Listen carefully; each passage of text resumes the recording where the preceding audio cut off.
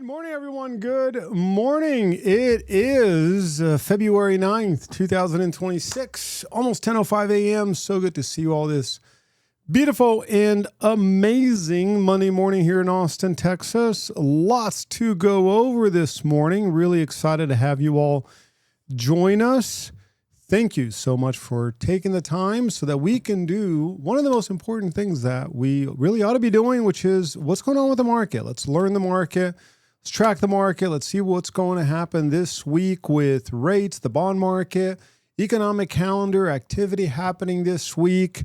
And I continue to be very encouraged, which is really refreshing. I am really excited about that. But we're going to start by updating the famous and reliable new listing to pending ratio. Let us see what is going on with activity within the entire Austin area, or specifically the 6-county area that we track. First thing we're going to do is we're going to go backwards in time a little bit, and we're going to update the pending information for the previous few weeks. We're going to start by updating from January 26th to February 2nd.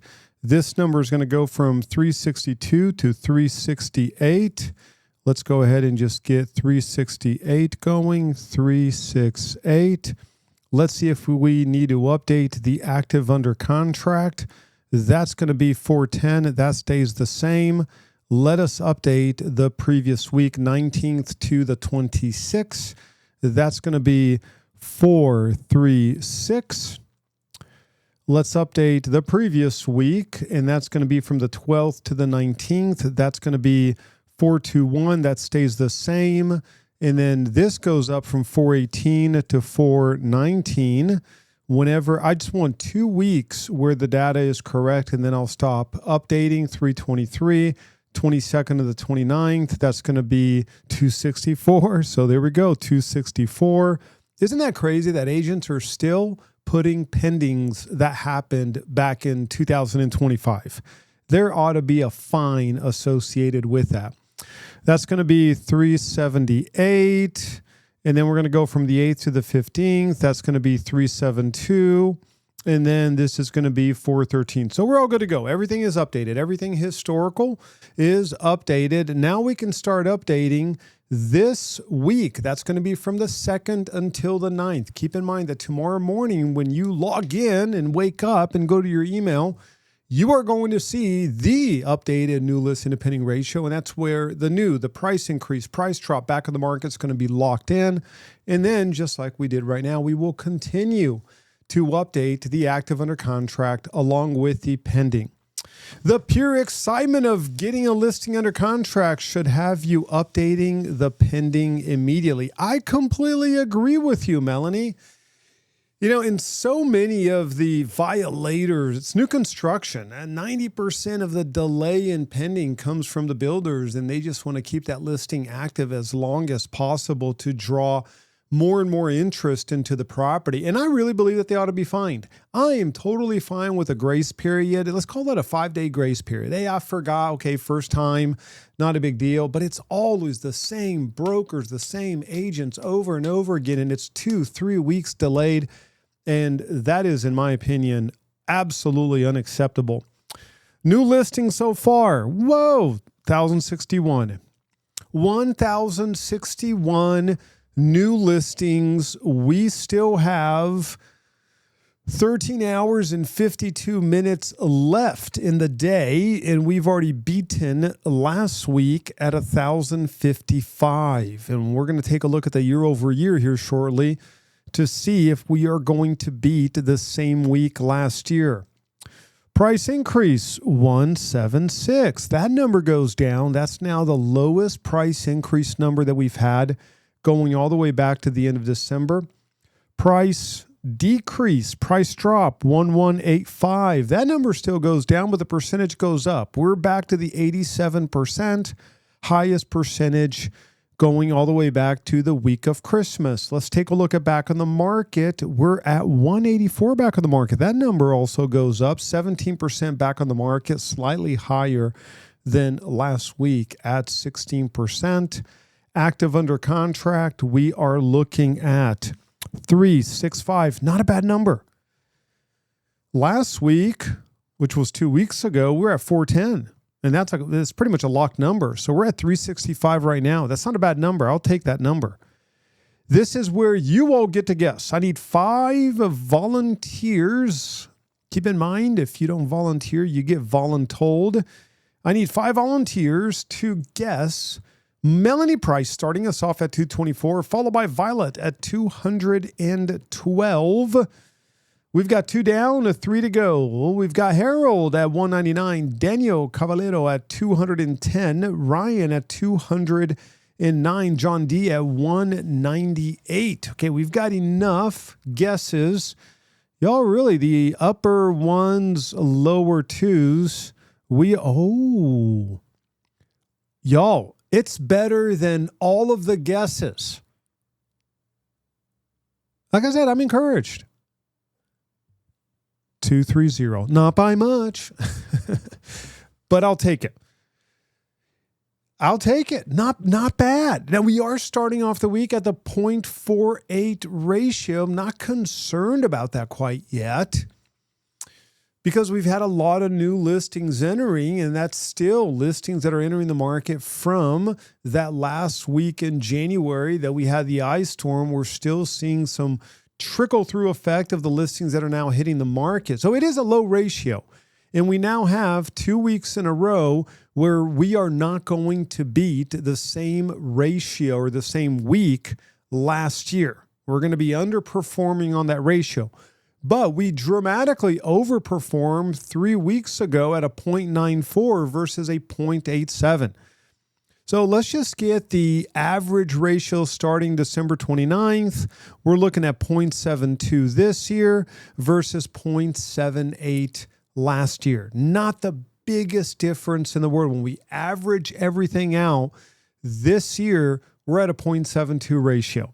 I'd much rather see it up to the 0.75 ratio. We were at 0.78 last year, 0.72. So we are slightly underperforming last year when you look at this new listing to pending ratio. Now, let's take a look at the same week last year.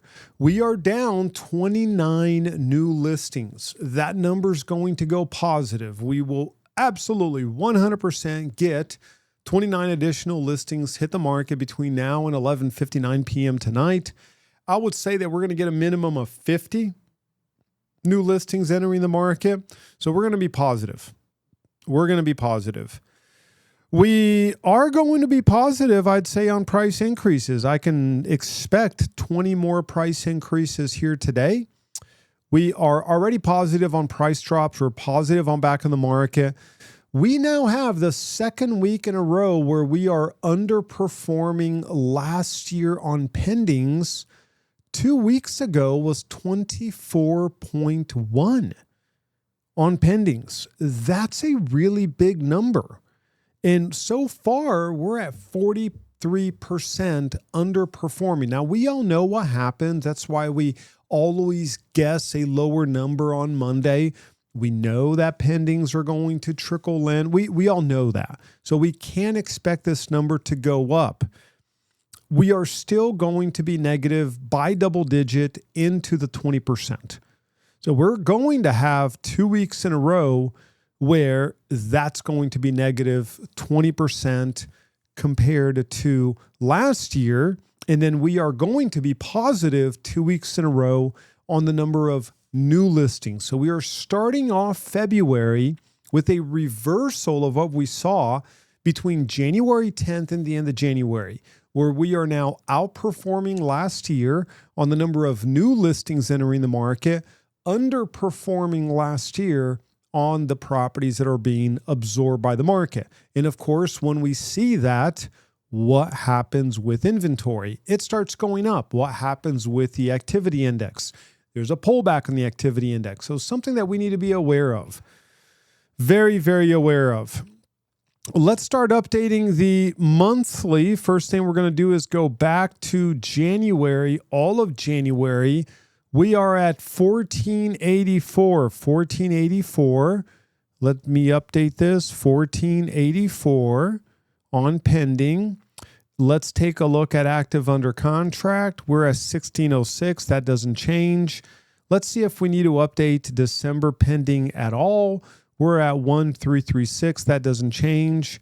Now we can start updating the entire month of January on the number of new listings. 1134. Price increase 193. Price decrease 1235, 86%. So that is a little bit higher than January. Back on the market, we're looking at 194, 17%. That's going to be the lowest percentage going all the way back to May at 15%. Active under contract so far this month, 423, and pending so far this month. Yikes.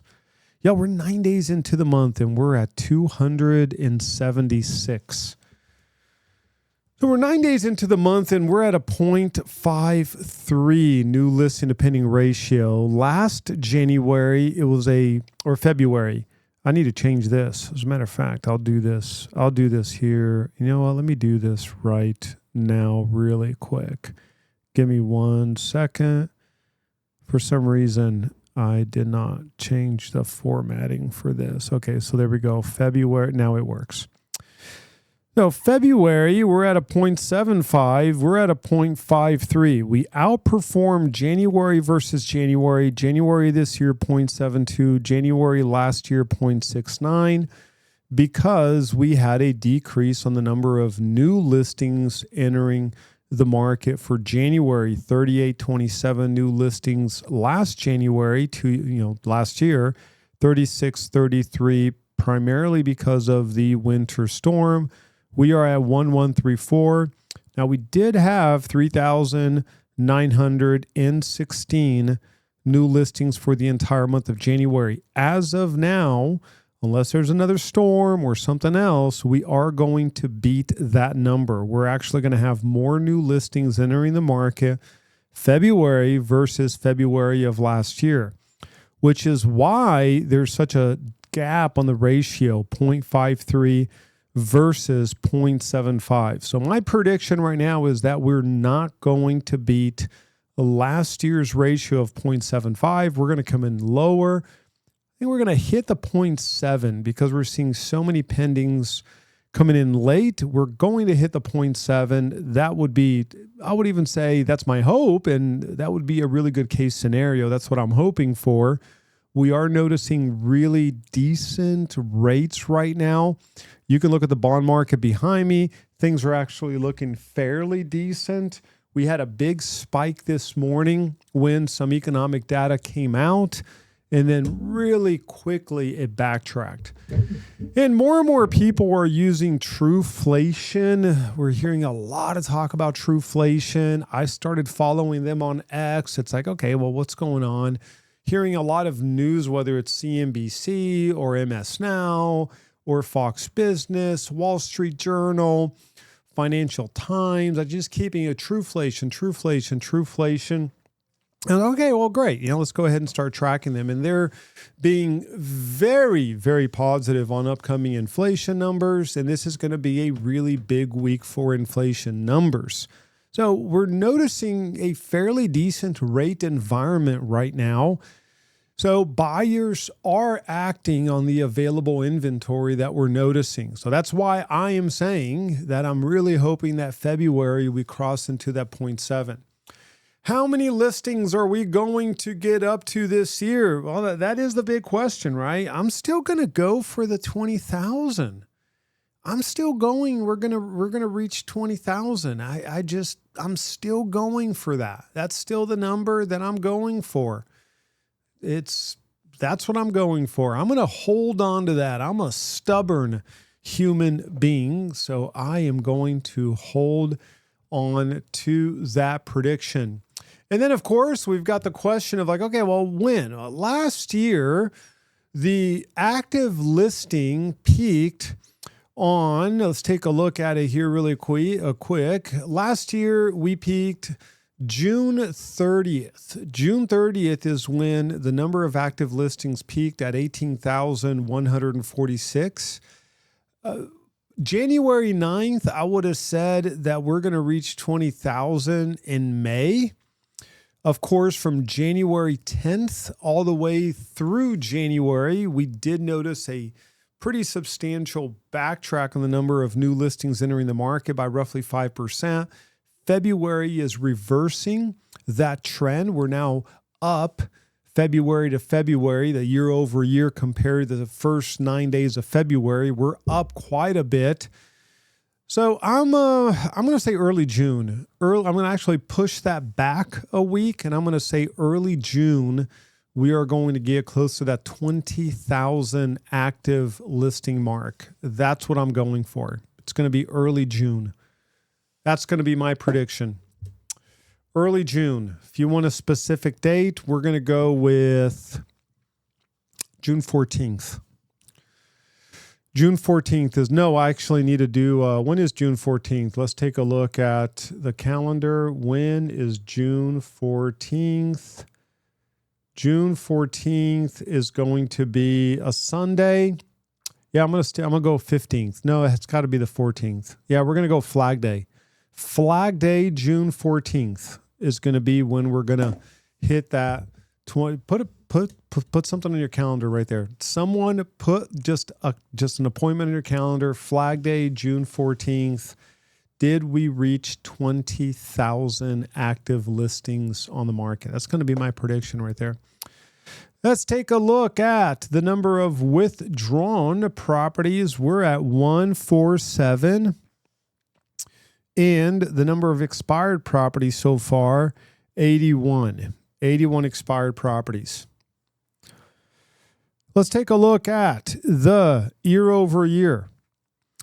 So year over year, and of course, keep in mind, you all, we're just really early into February. So a lot of this year over year, it's just about worthless, but I do like looking at it. So we are down on the number of active listings. We're down. We ended February last year with 157 more active listings than we are right now. But what happens when the ratio is under 0.75 the entire month? Well, we build inventory. That means that new listings do not go under contract, so the active listings will actually increase. So we will see a positive number right here for February. On the new side of things, we're down 71.6% so far, but it is only 9 days into February, 8.5 days into February. On the pending side, we're down 78%. On the sold side, we're down 84%. So we continue to see a slightly bigger gap on the new listing as opposed to the pending listing, what is currently going under contract. And let me do one more thing here for you, because what I'm going to do is go from the 1st to the 8th, taking a look at new listings, and I'm going to write this down over chat. We're at 1104. So from February 1st, 2026 to February 8th, 2026, we're looking at 1104, and 2025, 1103. So we've got one additional listing that came on the market this year as opposed to February of 2025. One additional. So insignificant as of now. We were actually up close to 10% more when we pulled this data in Friday. We're like 10% more new listings. And now we're looking at one additional new listing coming on the market. So statistically, pretty much the same. It's the pending that's causing an issue, is that we are down almost 10% on the pending side of things. Our hope is that agents are taking a very long time to update the pending, and that we're going to see that number go up quite a bit. I desperately want to outperform last year on the new listing to pending ratio, which was really encouraging that we did that 3 weeks ago. It was super encouraging. Let me find the monthly. Let's find the monthly here for you. Give me 1 second. Let me change up my screen. There you go. This was really encouraging. The fact that we ended January at a 0.72 in January, 2025, it was a 0.69. So that's encouraging, but we also realize that the reason why that happened was because of the storm, that we did notice a significant backtrack on the 7 to 10 days before the month ended. So we do have to be realistic on why this data happened. And I always bring up May and June of 2007 as an example of weather conditions dramatically affecting the data. That was the horrible flood that happened in Austin, where downtown Austin was flooded. It was really horrifying. So what happened? We just had a collapse on the number of new listings entering the market. And what happened? The new listing to pending ratio skyrocketed because you had less new listings to compare the pending. And then what happened within a 2-month block, a month later? Well, then the new listing to pending ratio went down because the new listings that were supposed to come on the market here were delayed until August and September. That's what happened. So we're going to notice not as pronounced of a shift in the market condition, slightly, where if we had not had the winter storm, I would say the new listing to pending ratio would have been 0.68, maybe 0.69. It would have been very much a year-over-year, statistically insignificant, just exactly the same market condition. We noticed the improvement not because demand increased, but because the input side of the equation dropped by so much because of the storm. So we're still feeling the effects of that. Let's take a look at rates. Robert so kindly sent me his rate sheet for this morning. We're looking at 6 1/8 for the conventional 30-year. Not bad. Not bad. We're noticing a pretty significant increase in refis. I mean, we're talking about 45% year-over-year increase in refinance activity. People that bought homes back when rates were close to 8% are refinancing into the 6s, into the FHA. You're looking at 5.875. Think about that FHA person that bought close to 8%. Well, now they can refinance at 5.875 and dramatically lower their monthly payment, especially in markets where they still have equity. The challenge in our market is the fact that if they purchased in a lot of different locations, they simply do not have the equity to refi. But in many parts of the country, they do.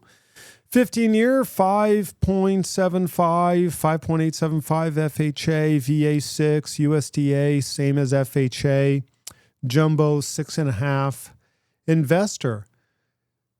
I'm about to sneeze, you all. Allergies is like killing me. 6.875 investor conventional 30-year. And let's talk about the economic calendar. Consumer inflation expectation came in. Let's just see right here. We've got, and this is going to be UTC 5. Let me change it to UTC 6 because that's our time zone. 10 a.m. 10 a.m. came in at 3.1. They're about to update these two. This is going to be the 3 and the 6 month bond auction. We'll be able to get a live update right here on these. Previous 3.6, 3.525. We are hoping that we're going to get better bond auction. This is going to be a huge week for rates. We've got a lot of information out tomorrow. That's going to be the National Federation of Independent Business Optimism Index. The previous was 99.5. The consensus is actually under 100. We're just going to have to wait and see what happens. We've got retail sales. We've got ADP, employment change, tons of retail sales. We've got household debt. Wow, $18 trillion in household debt. That's crazy. But the big one is going to be a combination of Wednesday, Thursday, and Friday. We always get mortgage information Wednesday morning. We've got payroll, we've got unemployment rate, government payroll, manufacturing, non-farm, broad unemployment. Got a lot of commodity data coming out. And then on Thursday, we've got existing home sales, very important for us. They're expecting 4.35. I'm going to go ahead and burst their bubble right here. They're going to be very disappointed with this number. Very, very disappointed with this number. So we'll just kind of wait and see what happens with that.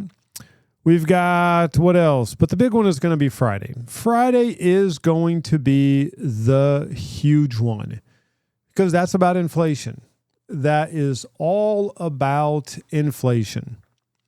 What in the world is going to happen with CPI? What's going to happen with core inflation?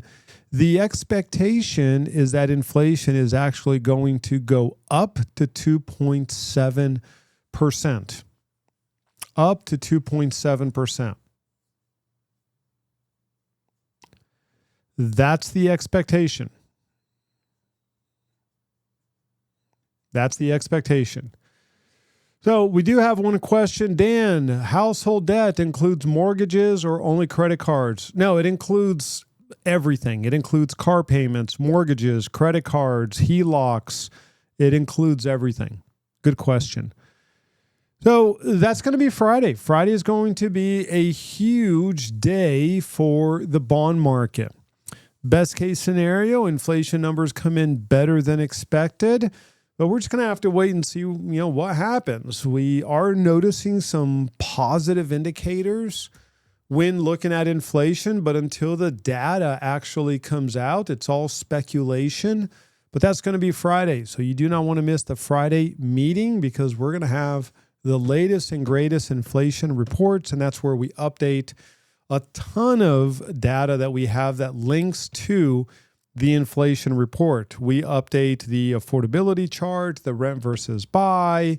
All of those are updated based on that inflation number. So this is going to be a super important week. Next week is also going to be fairly important. We've got some more payroll information. We've got the National Association of Home Builders Housing Market Index. That's where we get our new home builder buyer traffic walk-in, the walkthrough. We've got building permit, a lot of housing data next week.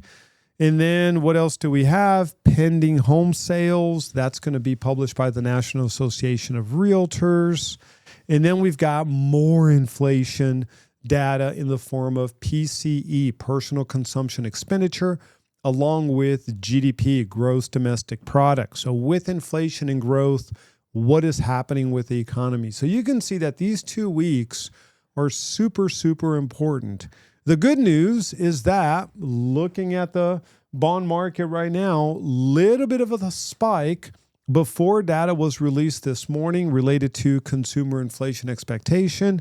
And bond market 3-month came in exactly like the previous, the 3-month bill auction, exactly like a previous. That's fine. We still don't have the 6-month. We've got a lot of Fed members that are going to be speaking today. Of course, the market's going to take a look at this very, very carefully to see what they have to say. Any questions about rates? Any questions about what to expect this week in the form of rates? Any questions, comments, concerns, criticisms, complaints? Going once, going twice. All right, good stuff. Let us take a look at what is happening with overall inventory in the overall market. We are currently at 13,092 active listings currently on the market. 49.1% of those active listings have had at least one price drop. Some of them could have a number of price drops, so at least one price drop. Unfortunately, there is no way for me to say how many of them had 2 price drops, 2 plus, 2 to 5. No way to do that. I wish the MLS gave us the ability to do that. Now, this is something really interesting because you can see right now what's happening right here in February. So fairly stagnant January actually went down because of the storm. And then here's that inventory increase that is starting to happen. So that's exactly what's going on, is that little bit of a bump in the February active listing count.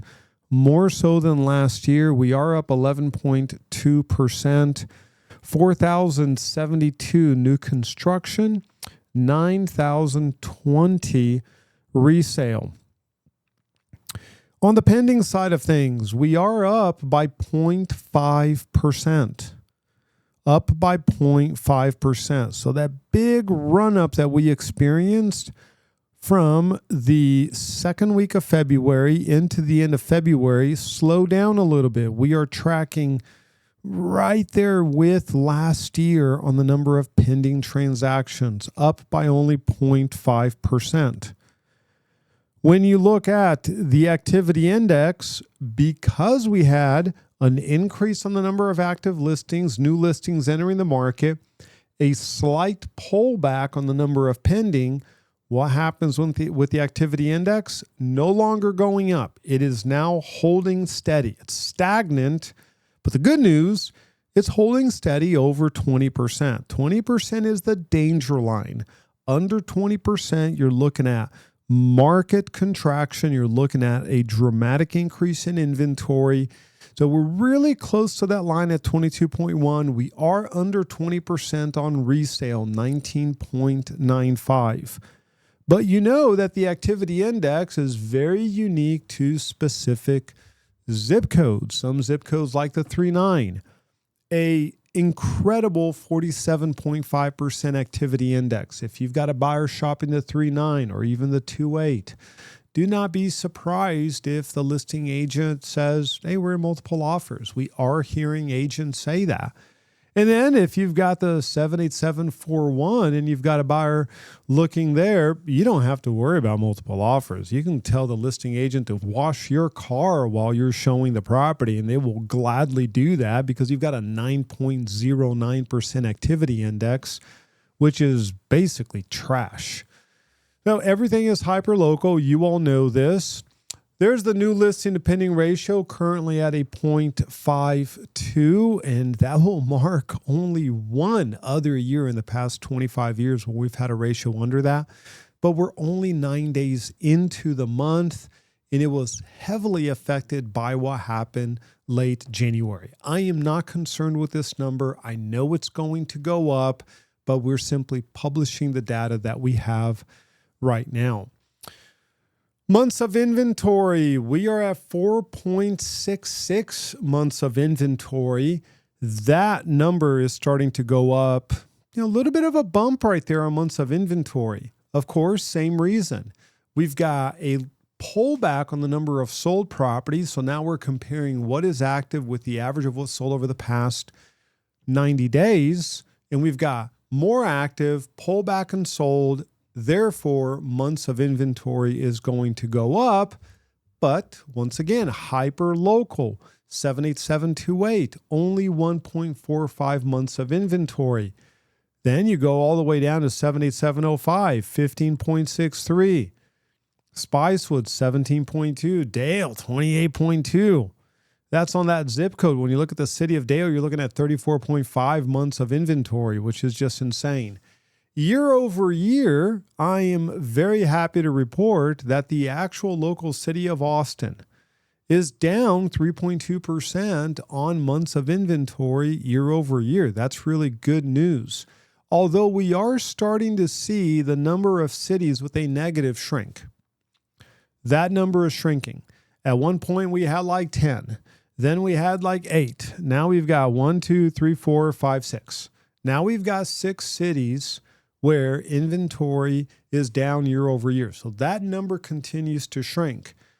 Compared to 2 years ago, City of Austin actually is up 9.7% in inventory, but take a look at the cities that are down in inventory. Lakeway, down 36%, Wimberley, down 29%, Taylor, down 25%, Cedar Creek, 19%, Lago Vista, 17%, Dripping, 12%, Driftwood, 11.9%, Elgin, pullback from builders, down at 10.1%, Burn at 5.2%, Del Valley even down. And then we've got a few that are exactly the same. And Cedar Park is up by only 0.7%. Now take a look at Hutto. Up 189.6% in inventory. That is significant. That's a big number. 189.6%. Last month, 1,635 properties officially closed. The previous January 2025, that number was 1,880, so we can see that pretty dramatic pullback. As a matter of fact, 1,635 is the lowest number going all the way back to 2016. And of course, we do have higher population. We're forecasting a flat February. So when you add everything in January and everything that we're forecasting in February, we are looking at a pullback on the number of sold properties. We're forecasting roughly 3,616 cumulative sold properties, January plus February. When we adjust this for population and we compare apples to apples, we're looking at 136. So we are looking at roughly an 8.6% decrease on the number of sold properties per 100,000 people, January plus February. When I look at the pending data right now, I just cannot justify a blowout February on sold. Until pending start outperforming last year by 10%, then I'll start adjusting our sold projection 60 days out, 35, 45, even 60 days out. But while we are still backtracking last year, then I have to keep pulling back on the number of sold properties. Adjusted for 1,000 realtors, this is exactly what I've been saying. The year is starting off. I'm very hopeful for this year, but the year is starting off flat on the number of sold properties per 1,000 realtors. And when I say that I'm hopeful, you know what that means? That means that I'm no longer projecting a drop, but it doesn't mean that I'm projecting a 10% increase. If we squeeze out the year at a 1 to 2% increase per 1,000 realtors, I'll be high-fiving myself in the mirror. So it's not going to be this dramatic increase in activity. It's going to be have we found market bottom? And are we starting to recover from this market bottom? Let's take a look really quick on market cycle. Let me go ahead and just update this. We are up month over month, which is very common. We're always up in February month over month. January tends to be the lowest month when you look at the average sold price, the median sold price. It's always going to be the worst month. We hit in the month of January a shocking $400,000 median sold price. Shocking. Because January 2025 was the previous low of 462, and then we backtracked year over year another 2.3%. We are now positive for the month of February, which is normal. February 2025, on the average, we were positive 26, we're positive 20. On the median, we were positive 18, we're positive 30 right now, which is really encouraging. But I do want to remind you that it's only 9 days into the month, and this data tends to change on a daily basis, which is why we update this on a daily basis. Let's keep on going. You can see that the median sold price holding steady. We now have, for the month of February, I mean, look at that. That's just crazy for February. We've got 4 years in a row right now with a fairly stagnant median sold price.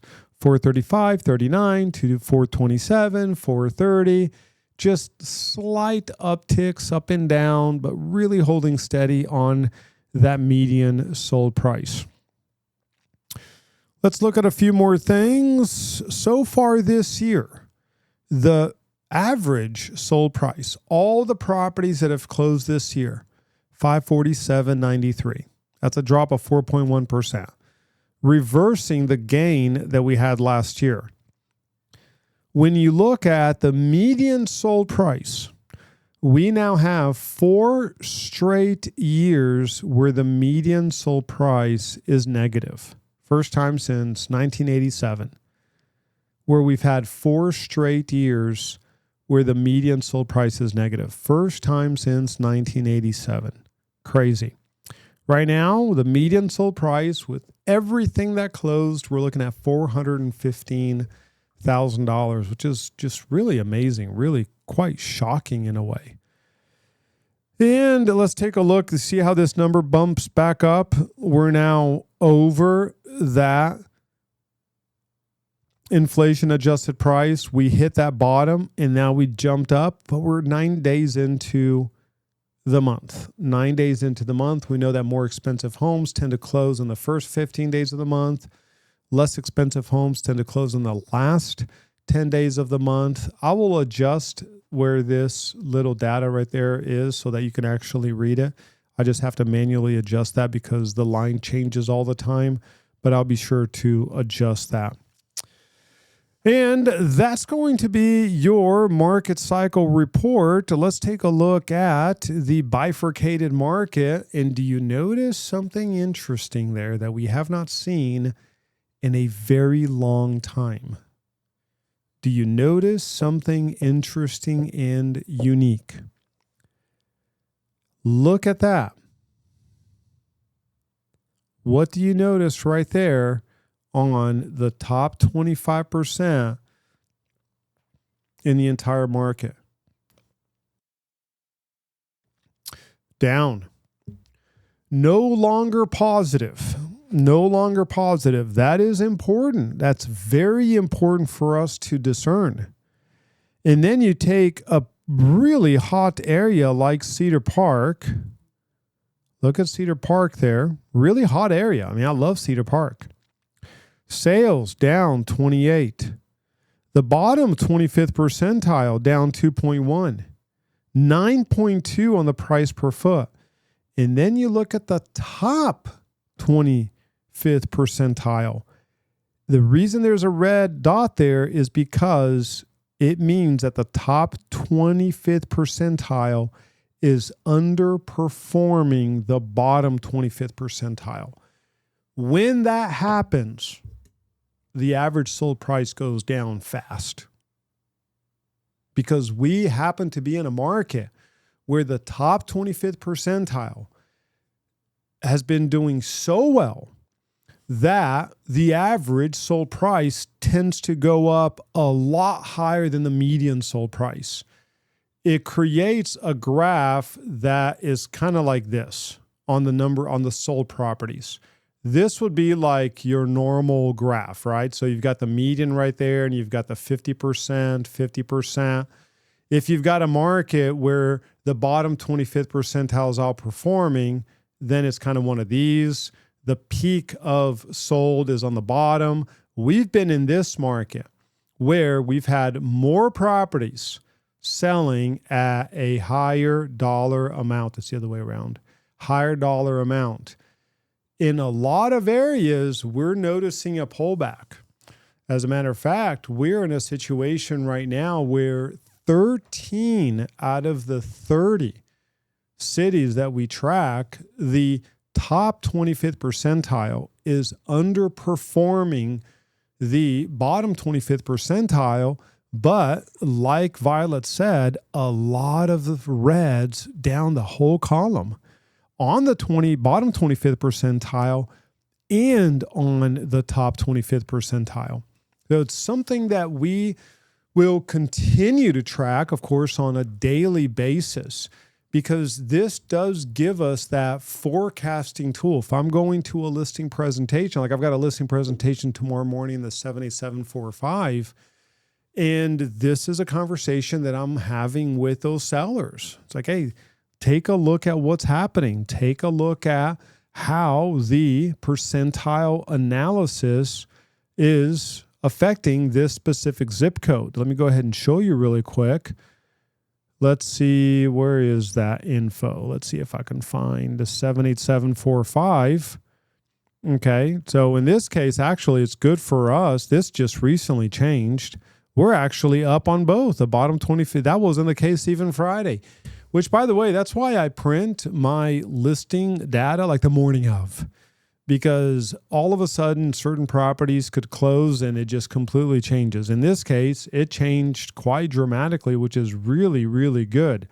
Now, if I take a look at the 78745, let me look at the distribution. We're looking at from the 30th percentile all the way to the 45th percentile, we're looking at a drop in price. And then big increase in price in the 65th percentile, really big increase in price. But if my listing falls between the 30 and the 45, I've got to know that. That's actually underperforming last year, even though the entire zip code is overperforming last year on price. It shows that that entire zip code is up 4.4%. But when I break it down based on percentile, I can see exactly what's going up, exactly what's going down. Now, if you're like, well, okay, this all sounds great. What the heck is the 30th to 45th percentile pricing?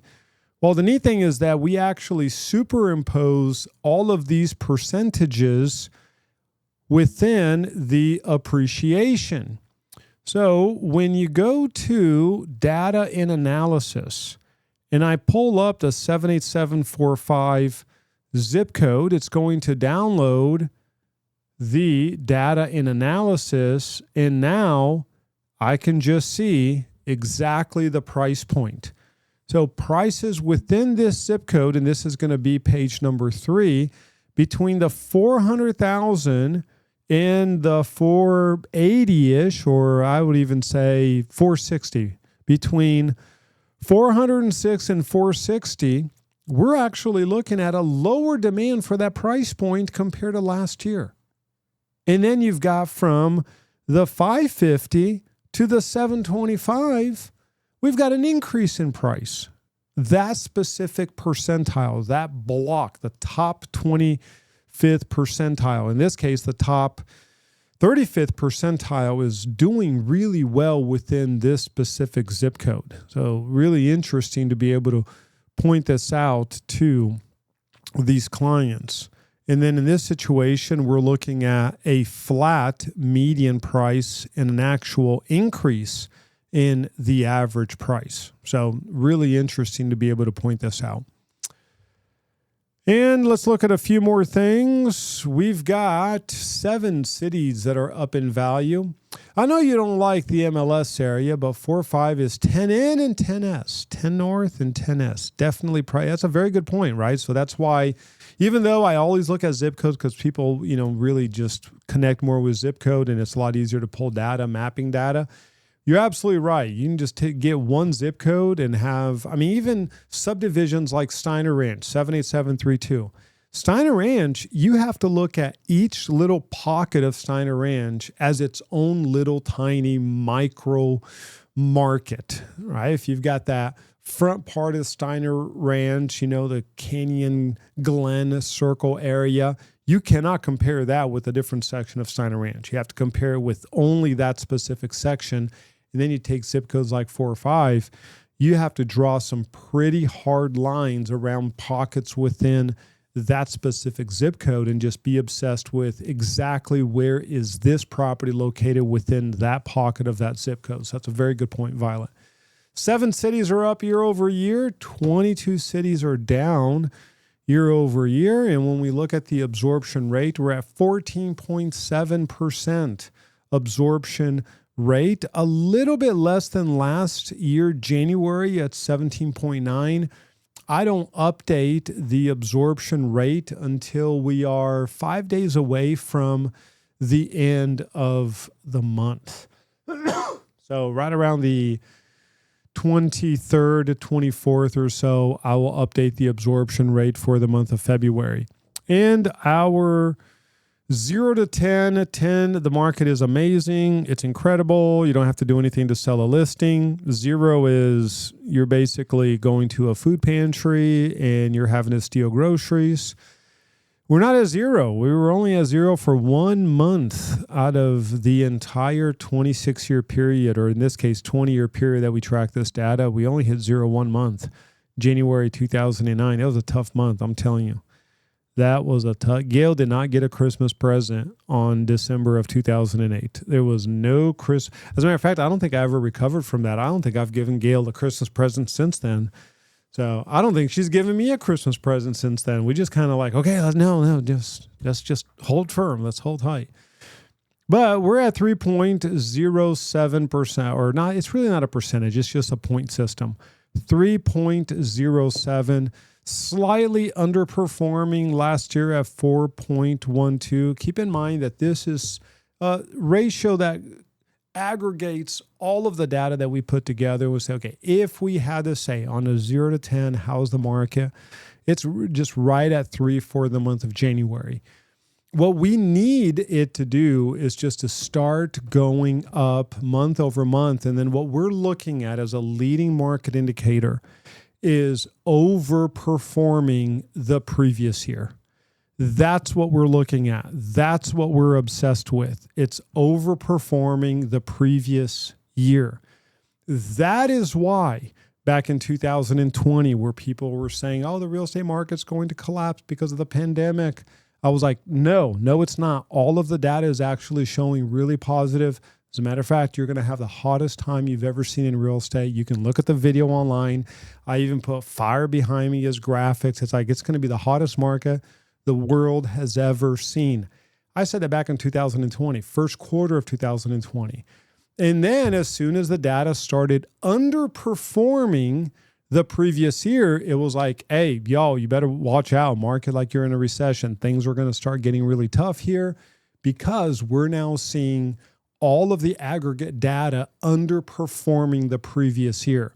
So I'm now looking for a reversal of what we've been experiencing now for 4 years, which is underperforming, and it has to outperform on a consistent basis. I'm not looking for a one-off. I'm not looking for 1 month. I want to see 3 to 4 months. As soon as we start seeing 3 to 4 months where the ratio is outperforming that previous year, then it's like, okay, market is in recovery mode. We're not quite there yet. We're still finding the bottom. So what I'm saying right now is that we are 85, 90% through this market correction, but we don't have enough data to say, okay, we're completely out. We have not gotten through that last 10%, that last 5%. And of course, everyone wants to know, well, how long is it going to take and when is it going to reach? No, that's where we have to be. We have to look in the rearview mirror, trust the data, trust these numbers, and trust me, when I know that we're now in full-blown recovery mode, you will be the first to know. But the fact that we had a 3.07 from a 4.12, we just need a few months where this is outperforming last year on a consistent basis. Once we have that, game on. Game on. Now, I'll say game on right now regardless, right? This is just so that we can understand where the market reaches its bottom, but this is where you have to divorce the macro data of the market to what you are personally doing, what you're experiencing, what you are communicating with your clients. So I have to be consistent with that. You know, the overall market doesn't have to be your own personal reality of your market. And which is true. Absolutely true. It is 10:58 a.m. Want to remind you, we do have our contract proficiency. Do not forget to do your contract proficiency. I know a few of you have already done that. That's going to be a 3.5% down FHA loan, $500,000. Listing brokers paying 3%. Buyer needs 3% in closing costs. You are providing 1% rebate. I know that some of you are like, rebate? What the heck's a rebate? That's why we have resources, rebate. Just type rebate. And there we go. It's going to take you to the page. It's going to talk you about, okay, this is what you need for a rebate. Here's a rebate agreement. This is how you work a rebate. You've got to add the rebate to the MLS. What's the difference between rebate, referral? Take advantage of resources.teamprice.com. Do the contract proficiency. Super important for you to work on this contract proficiency. Very, very important. The other thing that I want to remind you, in a few of you that are in the office today, you've heard me say, I got 3 questions today alone for the topic of auction. Like some of you are like, one of you are like, hey, Dan, like I'm thinking about doing an auction on a listing that's not moving. And we got 2 agents that are like, hey, my client wants to buy a house that's an auction. It's getting to the point right now where every week we are having to look at a property that is being sold in an auction website, whether it's Zomi, Prop Offers, or Fannie Mae, Freddie Mac. So be sure to go to resources.teamprice.com, go to transactions, go to distressed property sales, go to like Zomi, click on these and read about these. Go ahead and sign up for some of these websites. You have to do a identity verification. I had to submit my driver's license information, and then I had to register as an agent. So start playing around Zomi.com, because you're going to have clients that are going to ask you questions about properties within Zomi. Chances are they're not going to be interested in that property, meaning they're not going to want to submit an offer on that property. Because when you look at the bidding requirement, okay, like someone right here already bid $191 for this property, right? So like, okay, I could bid whatever. I mean, obviously I have to increase it by $1,000, or I can just increase it by $500. When you look at the details of this property, and this property is on the MLS, it's really a lovely home, really nice home. You don't get full clear title. There could be liens on the property. You don't get access to an inspection, even though it's vacant. They're very clear on this property. They're like, hey, you've got to inspect the property before you submit an offer, and there could be a lien associated. There could be an HOA lien associated. And you've got time remaining 1 day. Our responsibility is simply to share the information with the client. Hey, this is the risk of this property. If you want to submit a bid, I can submit a bid for you. But here's everything. Here's everything that I know about this property. And then let the client make a decision. But you can bid as an agent for the client. Okay, that's how it works. You bid as an agent for the client, but what you need is an account so that you can actually bid for your client. So go ahead and create that account, register, upload your driver's license information, verify your email, verify your phone, so that when your client, like right here, I'm registered for this one, I can register for this one. I can be like, hey, let me go ahead and register for this one. So you can go ahead and just start playing around with these sites, because this one, Zomi, didn't exist a year ago. I mean, it didn't exist. Maybe it exists, but not in our market. So, but this is becoming like the number one auction offer site that a lot of lien holders, a lot of loss mitigation specialists are using. The good news is that they've done a really good job with the site. That's the good news. So go ahead and create an account. So we do sign up and do the identity verification. I thought that was just the buyer. Every website is going to be slightly different. Some websites, whether it's auction.com or if you're doing a county courthouse auction, it's going to be only the buyer. Actually, auction.com, there is a place where the agent can submit an offer on behalf of the buyer. So each website is going to have their own unique way that they handle how bids are submitted. Zomi does allow an agent to submit a bid on behalf of the buyer. So Zomi is one of the ones that does allow there to be a fiduciary that can submit, right? So and by the way, when you say I didn't see that on auction.com, it's also property specific. So even though you might have one property that does allow, another property does not allow, they don't want cooperation with an agent, Therefore, an agent cannot submit an offer on behalf of the buyer.